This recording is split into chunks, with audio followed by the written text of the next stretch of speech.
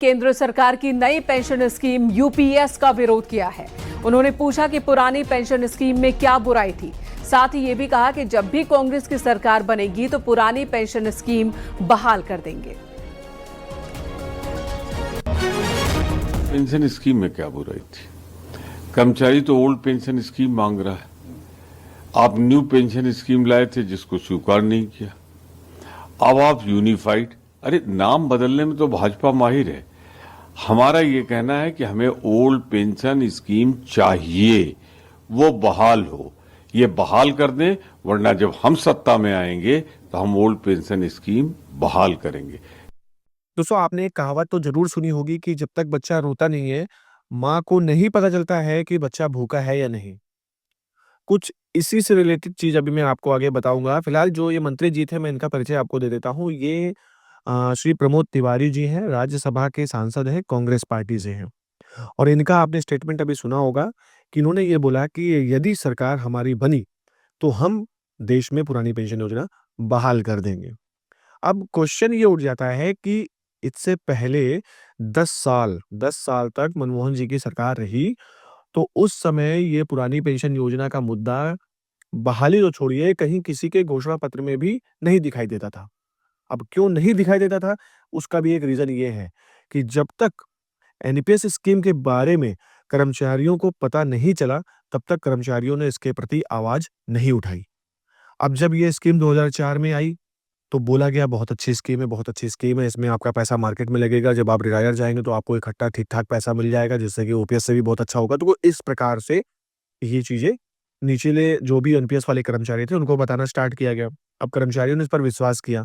फिर आने वाले कुछ समय बाद जब रिटायर होने लगे लोग एनपीएस के तहत, तो भाई जब पूछा गया पेंशन कितनी मिल रही है, तो पेंशन मिल रही है ₹500, ₹1000, ₹2000।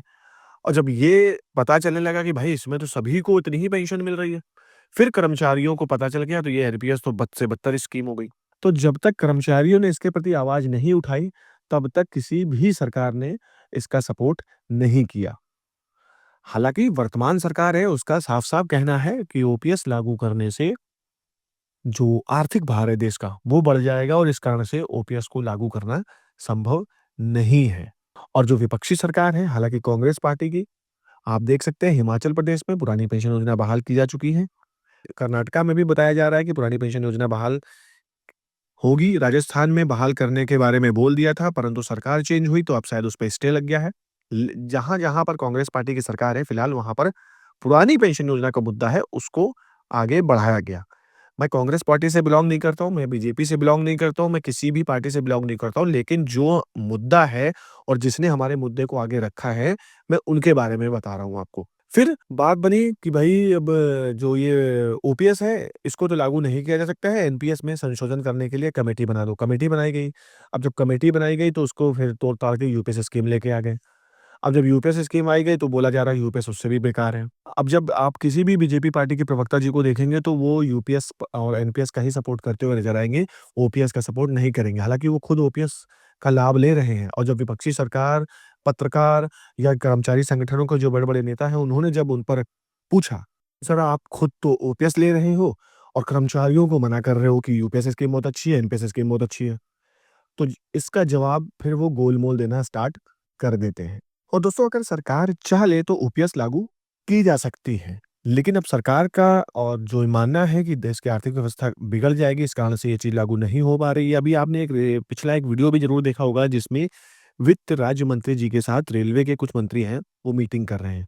और उसमें देखिए एक पॉइंट एक नेताजी ने या कर्मचारी जो भी थे उन्होंने रखा था कि जो भी सरकार पैसा लगा रही है 14% जो ये प्राइवेट कंपनीज़ हैं जहाँ पर ये पेंशन फंड्स वगैरह जो भी तैयार कर रहे हैं जैसे कि पीएफआरडीए के पास, जो सरकार 14% पैसा लगा रही है तो जब एक कर्मचारी भर्ती होता है तब से लेकर जब तक वो नौकरी करता है तब तक सरकार पूरा उसमें कंट्रीब्यूट करती है।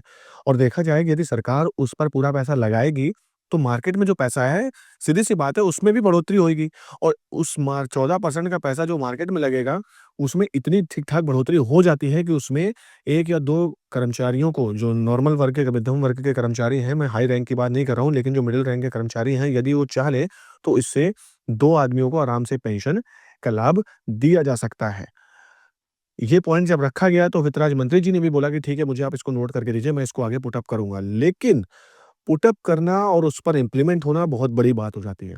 संसद में कई बार ओपीएस का मुद्दा उठाया गया, ये आप लोगों ने भी देखा है मेरे चैनल के माध्यम से या अन्य चैनलों पे भी देखा होगा कि संसद में अखिलेश यादव जी ने मुद्दा उठाया, राहुल गांधी जी ने मुद्दा उठाया या उनकी पार्टी से जो भी बिलॉन्ग करते हैं नेतागण, उन्होंने ये मुद्दा उठाया, लेकिन इस पर किसी भी प्रकार की कोई आगे कार्रवाई नहीं की गई। हालाँकि 8वां वेतन आयोग का मुद्दा कई बार उठाया गया, जो कि सरकार ने इसको लागू किया। अब सरकार ने लागू क्यों किया? क्योंकि 8वां वेतन आयोग में फ़ायदा किसी एक कर्मचारी को नहीं है, इसमें ओवरऑल जितने भी सरकारी इवन जो भी यहाँ पे बड़े-बड़े लोग हैं, उनको सबको यहाँ पे बेनिफिट होगा। अब जो बड़े वर्ग का काम कर रहे हैं, जो बड़े लोग हैं, जो पदों पर बैठे हैं, यदि उनको ओपीएस नहीं मिल रही है, तो उनको इससे कोई समस्या नहीं है क्योंकि उनके पास इतना बैकअप हो जाता है कि इतनी सैलरी हो जाती है, इतना उनके पास बैकअप बन जाता है कि उनको पेंशन भी अगर एनपीएस में मिलेगी, तो उनको ठीक-ठाक बन जाएगी, उन्हें किसी प्रकार की टेंशन नहीं है। दिक्कत किसको आती है? दिक्कत आती है एक मध्यम वर्ग का कर्मचारी, एक सी ग्रुप का कर्मचारी, एक डी ग्रुप का कर्मचारी, कि जिसको सैलरी भी कम मिलती है और जब वो रिटायर जाता है, तो उसको पेंशन भी कम मिलती है और उसके ऊपर ज़िम्मेदारियाँ कई होती हैं। तो इन कारणों को देखते हुए जो विजय कुमार बंधु जी हैं और भी जितने भी कर्मचारी संगठन के नेता हैं, वो पेंशन पर अड़े हुए हैं कि पेंशन जो है वो एकमात्र बुढ़ापे का सहारा है और इसको सरकार को देना चाहिए कर्मचारियों के लिए। दिल्ली में अभी चुनाव होने वाले हैं, वहाँ पर देखिए अब किसकी सरकार आती है, क्या आती है, तो नहीं कहा जा सकता है। लेकिन जो कर्मचारी संगठन है उनका अभी यही है कि आगे और भी इससे बड़े-बड़े कार्यक्रम किए जाएँगे और सरकार के समक्ष अपनी माँगों तक पहुँचाने का पूरा प्रयास किया जाएगा। तो फिलहाल दोस्तों, खबर यही थी, वीडियो यही था, मेरे द्वारा दी गई जानकारी अगर आपको पसंद आई है तो प्लीज़ वीडियो को लाइक करिए, शेयर ज़रूर करिए। जैसा कि विजय कुमार बंधु जी भी बोलते हैं कि जितना ज़्यादा आप शेयर करेंगे उतना ज़्यादा तक लोगों तक ये बात पहुँचेगी। तो मिलते हैं अगले वीडियो में, तब तक के लिए जय हिंद, जय भारत।